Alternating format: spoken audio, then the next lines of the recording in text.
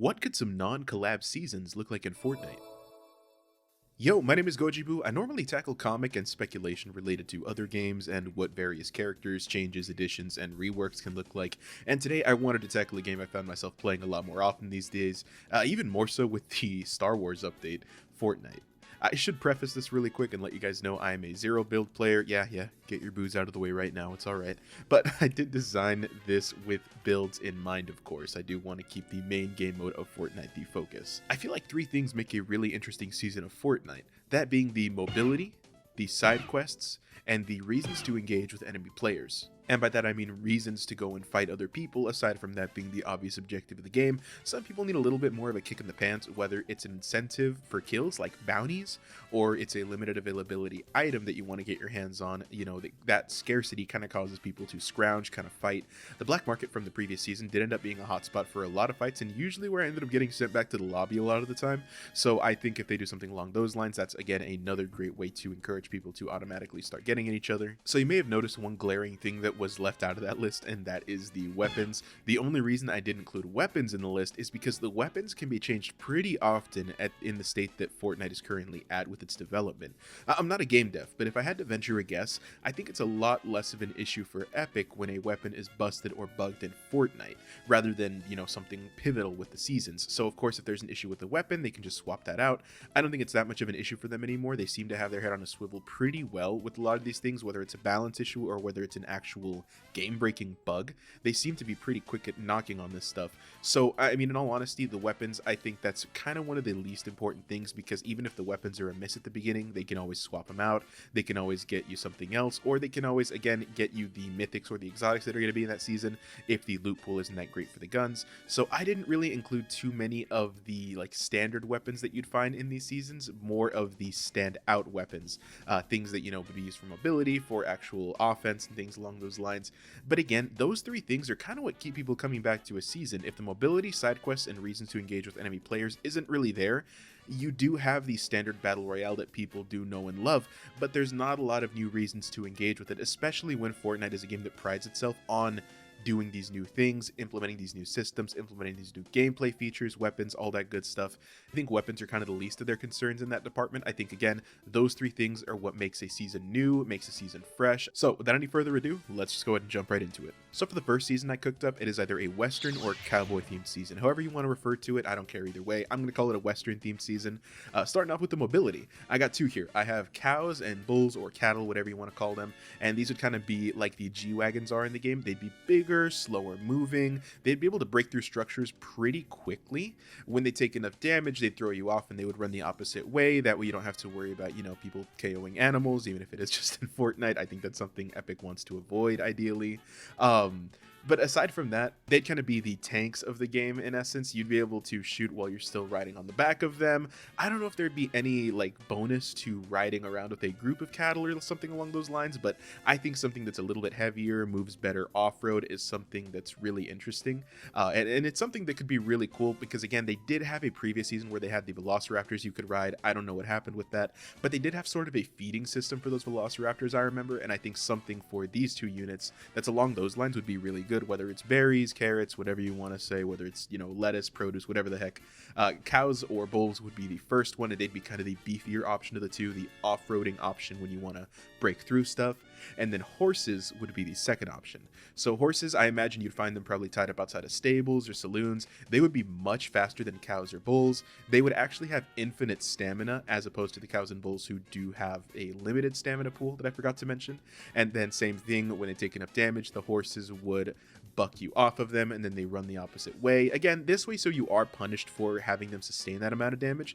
But I think replacing cars with horses and making it so that even there's wild horses walking around the map and everything just makes it that much easier for people to get the mobility, get into those interesting scuffles, kind of just get around the map more frequently, do more stuff, get into those engagements more often. And again, it does give you something to do when you have these guys. If you're running low on gas, for instance, since there wouldn't be gas stations, you'd have to go look for a berry or for a piece of lettuce if you really did want to hold on to the summon that you had there. But this is just one really fun way to implement it, and especially for a Western season, I think they fit well. The next portion I got up is the POIs slash gameplay, and just keep in mind I did not name like the individual POIs. I didn't even come up with individual POIs, kind of more of a general game plan, but I'm envisioning smaller towns with NPCs that either cause trouble or can be the sheriff of. So randomized each match, of course, you walk into a town, it's either going to be, have a gang walking around that's getting ready to rob something, you can chat with them beforehand, or it's going to have a sheriff walking around, maybe getting ready for a heist that he knows is coming, maybe you got an anonymous tip or something like that, so he knows the event is going to happen, that way it tips the player off. But, I mean, stopping robberies of banks or trains, as if you team up with the sheriffs, or joining up with the robbers team as well, robbing NPCs before they start a heist, I think that's one of the better ways to get extra rewards, kind of incentivizes you to go do something. Even if you're not engaging with an enemy player, you are engaging with the enemy NPCs doing something actively. And I think this is just a really fun way to incentivize people to engage in these extra side quests, because what I find a lot of the time is that since you're so caught up in the match, a lot of the time if you get into a crazy landing spot, you're so focused on fighting and again just getting loot and scrounging what you can. I think doing stuff like this kind of incentivizes people to, hey, try to find a different town, loot up, get your own stuff, kind of have your own little adventure, and then see if you run into any players. It kind of would just feel like a Wild West type deal, and that's kind of the theme I'm going for with this one. And on top of that, bounties would return and they'd actually grant extra gold. So with the players, they have the most kills, they would take priority target whenever somebody engages with a bounty. So I don't know exactly how to work out the system, but I'd say if you have like 12 kills in the lobby and you're in a bot lobby and like there's maybe 2-3 other real people there, you're the only person who's putting up any real like double digits or anything like that, I'm pretty sure I don't think that's totally against the rules or totally unfair to that player to have them a little bit higher on a bounty queue, because again, players engaging with this stuff are going to have more fun going after bounties that are dangerous. And to kind of highlight that, the gold reward would increase with every elimination the bounty gets before you find them. So let's say you walk up to one of these guys in the town, you get the bounty, this dude starts off, he's got like 3 kills. By the time you make your way over to him on the map, he's got maybe like 10-11 kills. His gold would be going up every time he gets an additional kill. I think it would probably give you a little notification, or I don't know exactly how to balance that, because again, if you let them know when somebody got the kill, that'll let you know when they're fighting, when they're getting into something. So I don't know if it's maybe better to just give you a bigger payout at the end of it if you don't know how many extra kills they got. Or again, it's just a really fun way to encourage kind of the danger that comes with hunting those bounties. And on top of that, bounties wouldn't be able to expire, so there'd be no time limit. And the bounty eliminating you instead of you eliminating them would actually give them the gold instead. And that's kind of to make it fair to the person who is being hunted, since there is no time limit on the bounties. And since you would have so many people after you if you do have the higher amount of kills, again, I just think it's a very fun dynamic to play with, kind of incentivizing people to play into that whole Wild West type deal, going after bounties and everything like that. Then for the weapons, Fortnite is no stranger to using weapons that are themed kind of along the lines of the Wild West, so I think they could bring back their repeater rifles. I think the Mammoth and other hand cannons slash revolvers definitely fit into the theme of this. Double barrel shotguns, TNT, or a dynamite type deal. I think they had dynamite prior, I totally forget. I know they had C4, but I don't know about TNT and like dynamite, all that stuff. But I mean, on top of that, the collabs they could do for this season would be great. They could absolutely get Red Dead Redemption in there finally. I think it'd be great to see Arthur Morgan running around, totally fitting character. If they want to do DC, they got a character named Jonah Hex. A lot of the Justice League have traveled back in time. There was a whole episode about it, so they could do cowboy fits for them. For Marvel, they could do a cowboy themed Star-Lord, which was a really cool skin. I do like that one, and I think Star-Lord is kind of due for another skin at this point, since his Fortnite one is a little bit older. And then on top of that, I kind of want Daft Punk to do the music. I think Daft Punk would be a really good fit for the Western. It's not, I don't think. Just really want Daft Punk in Fortnite, man. Whether they're a DJ or something like that, I just want Daft Punk, dude. I don't care if they wouldn't fit in Western. I don't care who the person's gonna be for the music season thing. Get me Daft Punk to do the Western season, dude. Aside from that, the only thing I didn't really include in this season was I had an idea for how a duel type system could work. In the Old West, they had this whole thing where, clock strikes 12, get out here, first person to draw wins. I think that might be doing a little bit too much, implementing that whole system into a Fortnite season. But if you could do duels or something like that in a town, if like, again, you and the other person just get like one weapon and you can settle it with a duel or something like that, again, I think that'd be a really cool thing to implement, but I can't really wrap my head around how a system might work for that. Then for the next season, a little bit of a surprising one, a carnival themed season. So stick with me on this. All right, so for the mobility and the collabs, I'm really excited for this. And the more I got into it, the more excited I was. So for the mobility, first of all, I got 2 of them again. I have teacups, which are going to be your faster ones, and you can have up to 4 players in the teacups. They'd provide very limited cover, kind of like the motorcycle. Of course, a teacup isn't going to have a dome over it. And then you'd need to spin it to gain momentum. The more players spin it, the faster it goes, and the speed wears off after a few seconds of the teacup spinning. So pretty much it would have to work like a wind-up toy, either you or a squad mate, or maybe you and 2 squad mates, 3, 4 of you if you want to all grab on it. I imagine there would be a button to kind of shift to a shooting position, then a button to shift to the sitting position, so you can kind of give the teacup that momentum and kind of affect where it turns. I don't know how the steering would work, but again, a teacup that kind of focuses on movement as like a wind-up ability is really interesting. I feel like that really plays well into the theme, and I don't really know where you'd get these. The POIs in this, and I'll get into that in a second, they're going to be like carnival themed attractions, carnival themed lands like you would find in an amusement park. So maybe you can find the teacups in like each of the POIs, or maybe only a few of the lands have teacup rides. But the teacups are really fun, and obviously you wouldn't be spinning the entire time. I'm not wanting people to get motion sickness, so I think you'd have something where you stand still, but the teacup spins underneath you to keep moving. And again, that whole spinning thing is just a way to move it even quicker. Again, the weakness with those is, yeah, you don't get any cover, so it's not like a car or something along those lines. And the next mobility option I have is actually bumper cars. So they'd have more HP than the teacups, and they wouldn't knock players as high as the cars currently do in Fortnite. They'd do more damage on impact, but again, they wouldn't knock people up as high as they normally do when you whack them with a car. They'd be very fast on the road/track. I imagine there'd be like a magnetic track in a lot of these POIs that, again, these things would be absolutely really fast on.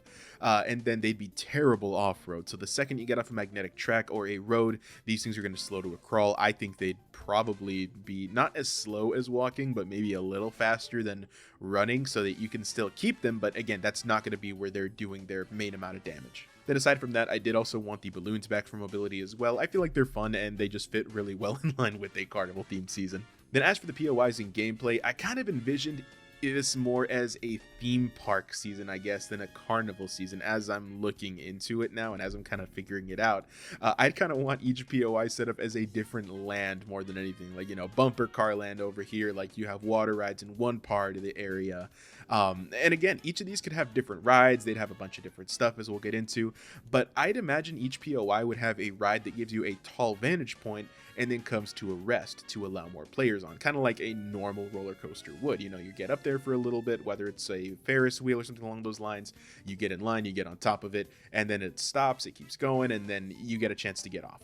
And then if you ride it 3 times in a row, the operator of the ride or the ride itself would just end up knocking you off, shooting you off in a different direction. You wouldn't take fall damage. It'd kind of be like a shockwave. You wouldn't be penalized for doing that. But again, the ride would kind of bump you off just to incentivize people not to camp there all the time.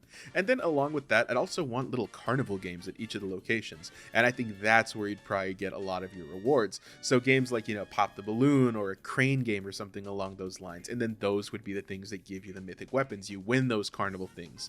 On top of that, with the weapons, I mean, you could do a ton of them. There's water guns that could absolutely fit as something, a boxing glove like revolver. I know the Joker usually carries something like that, but something like that would be really funny for a carnival season.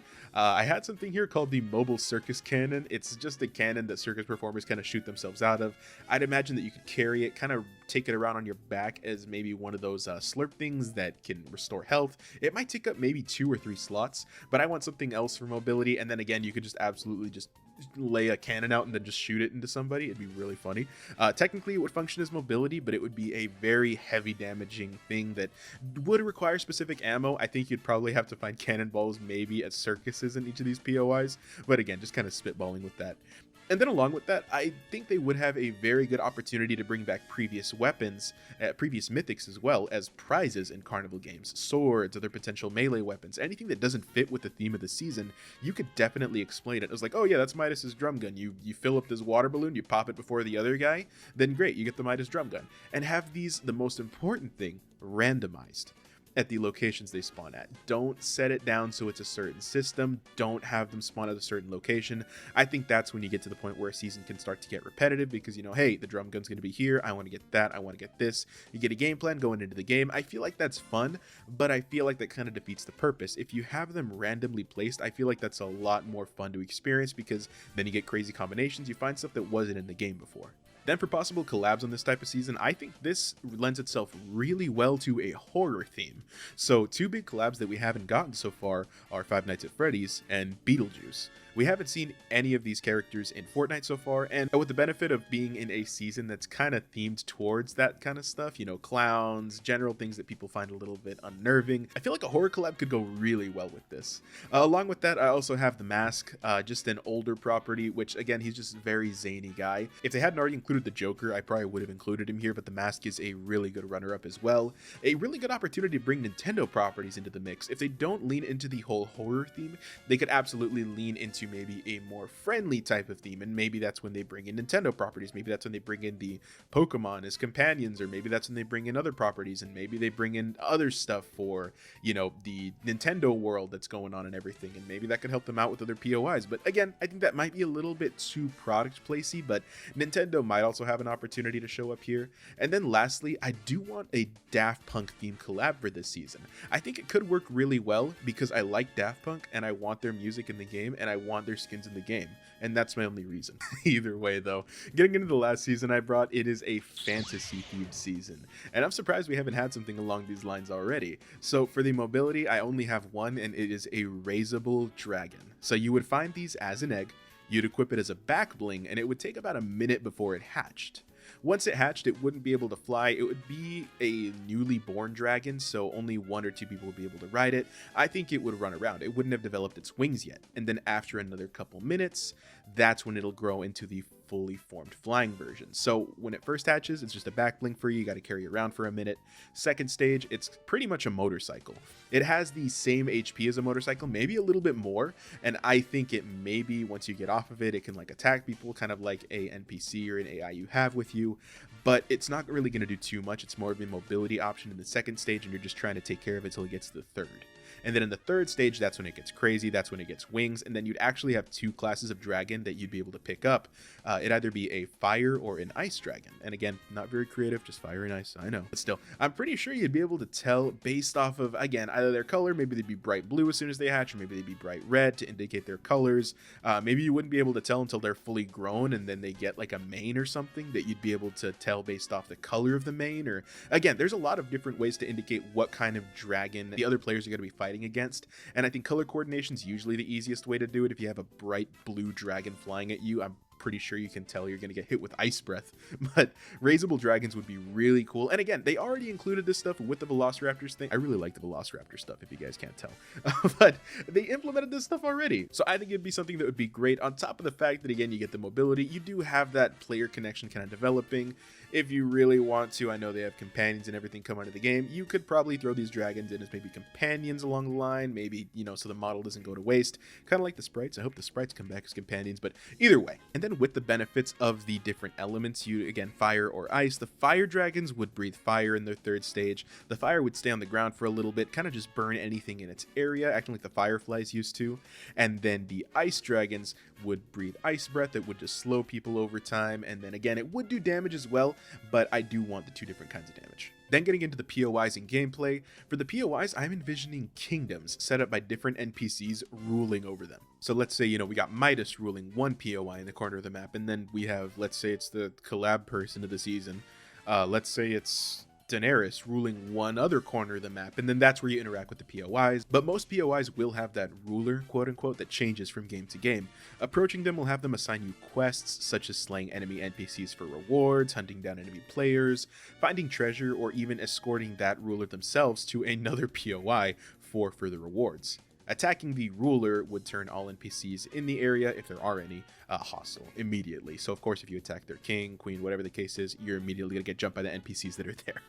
On top of that, I'd also have merchants that travel from town to town carrying rare items, and they wouldn't be able to be killed. Once their HP is drained, they would no longer sell you the items, and they disappear to another location, so just instantly pop away somewhere else. And the map, of course, would also be littered with secret caves that have loot. I think that's just par for the course when it comes to fantasy stuff. You know, caves full of treasure and everything like that. Finding it, that's the whole quest.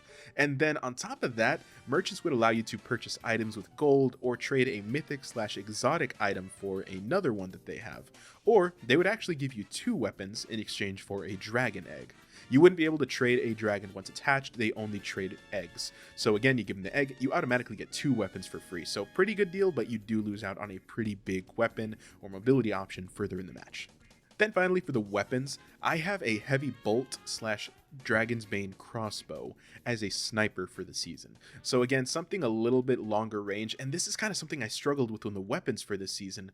I don't know how fun it might be to include standard like modern day weapons in a more medieval setting. Of course, I think it would be fun since it does lean into the fantasy aspect more than the medieval, but of course you are going to have people swinging around melee weapons and everything. I did include elemental weapons here like swords, you know, Fireblade and Frostblade, but I mean, that's my question to you guys. If there were a fantasy season, you know, people are riding around on dragons, people are doing quests for kings and queens, would it really be that much of an immersion breaker if you have somebody shooting an AR at you? Or you have somebody try to hit you with a shotgun? Like, does that really break the immersion that much? Is that much of a deal breaker if you have all the other systems you like? I really don't know the answer to that one. But aside from that, in case they weren't going to do guns, I included something called tomes, and they're pretty much spell books that you'd be able to pick up. And they'd be on a stamina basis, so they would be able to be exhausted after a while. So once you use this, or once you use these skills enough time, the tome or spell book would just kind of burn up and you wouldn't be able to use it anymore. And these would give various effects. So it'd be able to heal you or your allies over time. These can give you infinite stamina. And then the blue or purple rarity actually give you a thunderbolt spell and a fireball that you can utilize. So at higher rarities, these are going to end up being pretty much stronger guns. But at the lower rarities, they're usually going to end up being buffs that kind of help you or your friends out. I think you'd be able to cast a heal on yourself, or maybe you'd be able to cast a heal like in an AoE. I think each of these things would be their own individual tome. So maybe you'd find one like, hey, a tome of area healing, and then you use that and it heals in an area around you. But it tells you automatically what it does, and that is the effect it gives. That way there's no issue of selection, no issue of casting a spell or anything like that, no selection. Just the skill does what it does, or the item does what it does, and then that's it. And then as far as the collabs for this, absolutely I gotta throw in Game of Thrones. I'm surprised they haven't collabed already. I haven't looked into it to see if there's a specific reason, but Game of Thrones just really lends itself well to it. You could absolutely do an exotic that would be like Daenerys' dragons, or maybe she could even give you one of the eggs if you do a quest for her or something along those lines, a stronger dragon. Speaking of dragons, How to Train Your Dragon is another good one. Obviously I did work this stuff in with keeping the newer movies that are coming out in mind. I know that this season probably is going to come out in line with How to Train Your Dragon, but I try to line it up with what is coming out. On top of that, Dungeons and Dragons, Minecraft, absolutely. I'm surprised Minecraft hasn't gotten anything so far, but Minecraft could be a great collab they could also do here. And then finally, I would want Daft Punk as the icons for that season. I would want them to do the music. I think their music style would fit really well into a fantasy setting. On top of that, I'm lying. I just really want Daft Punk in the game. But either way, those are just 3 potential seasons I wanted to go ahead and throw out. I do have fun doing this kind of stuff, so if you guys have any other games you want to see, any other potential reworks for any other kind of game, again, Elden Ring, Fortnite, Marvel Rivals is usually the one I tackle, but either way, if you guys got anything else you want to see, by all means let me know. I usually do these kinds of videos pretty often. I'm going to try uploading to my YouTube more often with other types of videos along these lines, so if you guys like that, feel free to stick around, or feel free to check out my other videos on TikTok or YouTube. Otherwise, peace.